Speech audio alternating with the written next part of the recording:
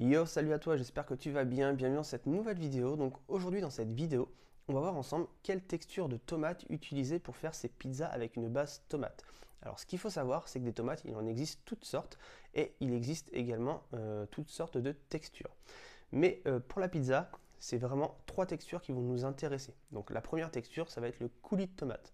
Ensuite, la deuxième texture, ça va être la pulpe de tomate. Et la troisième texture, ça va être la tomate entière qui va être émondée. Alors, le coulis de tomate, c'est vraiment ce qui existe de plus lisse. Donc, on va vraiment avoir pratiquement aucun morceau de tomate, à part si ça a été mal fait. Mais en général, le coulis de tomate est très très lisse. Donc, pas d'imperfection dans le coulis de tomate. C'est très très facile à étaler. Par contre, l'inconvénient pour ma part, en tout cas en ce que j'ai rencontré, c'est que le coulis de tomate va vraiment tremper trop la pâte à pizza. Donc suffit qu'il y ait un étalage un petit peu trop fin à quelques endroits, le coulis de tomate va surtremper cette partie qui va être vraiment très très fine et lorsque vous allez mettre la pizza sur la pelle, il risque d'y avoir une déchirure au niveau de cette fragilité. Donc c'est pour ça que des fois que vos pizzas, du coup vous vous posez la question pourquoi des fois vous avez du mal à mettre votre pizza sur la pelle et que des fois ça se déchire, c'est tout simplement parce qu'il y a une surface un petit peu plus fine qui a été effectuée lors de l'étalage et en plus en rajoutant un produit comme le coulis de tomate qui trempe énormément la pizza, bah, ça a fragilisé cette surface et donc lorsqu'on met la pizza sur la pelle, ça perce.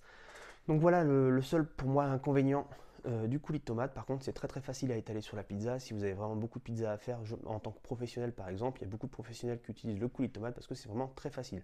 Vous mettez la cuillère avec la tomate sur la pizza, vous tournez dans le sens des aiguilles d'une montre et votre sauce tomate est étalée.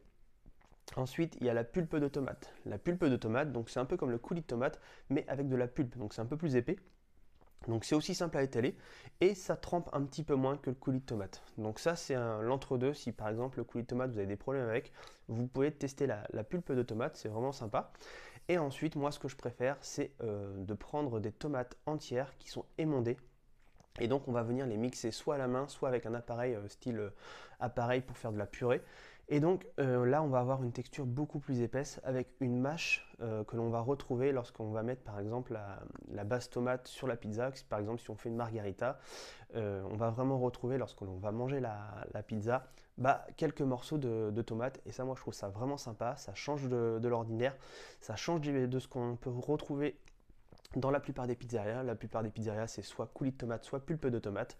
Et c'est vrai, quand on prend des tomates entières qu'on émonde, donc c'est imparfait, parce que soit si on émonde, si on mixe, bon, elles sont forcément émondées quand on les achète. Et du coup, quand on les mixe à la main, du coup, c'est vraiment imparfait. C'est pas du tout comme une pulpe de tomate.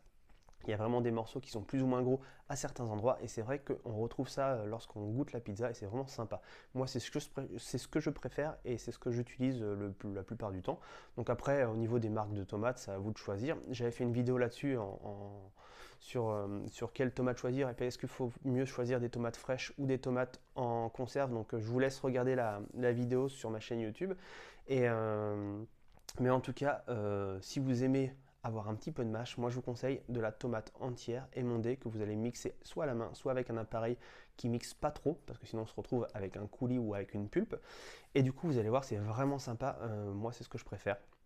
Donc voilà, donc j'espère que ça vous a aidé, que vous allez faire les tests et vous allez pouvoir me dire ce que vous préférez. N'hésitez pas à me dire déjà si vous avez déjà fait les tests et me dire ce que vous avez préféré. N'hésite pas à liker la vidéo, à la partager à tous les passionnés de pizza. Et si tu es débutant et que tu me découvres, je donne des conseils aux débutants qui se lancent dans la pizza. Et j'ai créé le manuel indispensable, comment bien choisir sa farine à pizza. C'est le premier lien juste en dessous de cette vidéo, donc n'hésite pas à le télécharger.